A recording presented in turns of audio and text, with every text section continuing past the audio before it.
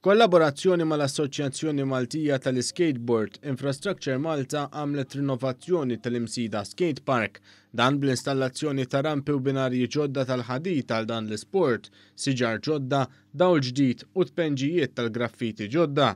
Il-President tal-Assoċjazzjoni Maltija tal-Skateboard, Zek Perici Kalaxxone, spjega kif issa dan ix-xogħol ser jgħin lil dawk li jipprattikaw dan l-isport f'pajjiżna biex jilħaq livelli internazzjonali.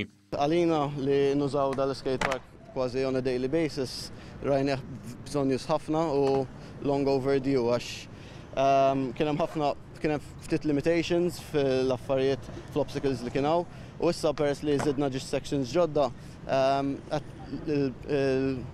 mira hija li nilħu livell internazzjonali u nemmen li bdaw l-obstacles li għandna issa ġodda għandna l-mezzi biex nagħmluhom dawn l-affarijiet.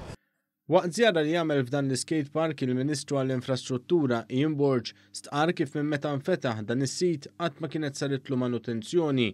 Fost ix-xogħol importanti li sar kien hemm l-iżviluppar mill-ġdid tal-inħawi bil-ħamrija fl-skate park sabiex l-ilma tax-xita ma jinfitx u jagħmel ħsara lil mini ta' taħt kif kien qiegħed jiġri qabel. Fost l-oħrajn f'dawn il-kontenituri ġodda tħawlu 14-il siġra indiġena tal-ballut, siġar tal-palm u ħafna pjanti oħra. Il-Ministru Borg spjega kif ix-xogħlijiet raw it-tkabbir tal-akwati tal-skate park li jistgħu jintużaw mill-isportivi li jsuqu l-skateboard jew il-BMX. Kien hemm ħtieġa ta' installazzjonijiet ġodda bħal tinet, dwal, street art, imma mbagħad kabbarna dan il-park. Kif kabbarna dan il-park? Billi kien hemm spazju li mhuwiex utilizzat u fihom żidna numru ta' features illi għalihom ifisser ħafna.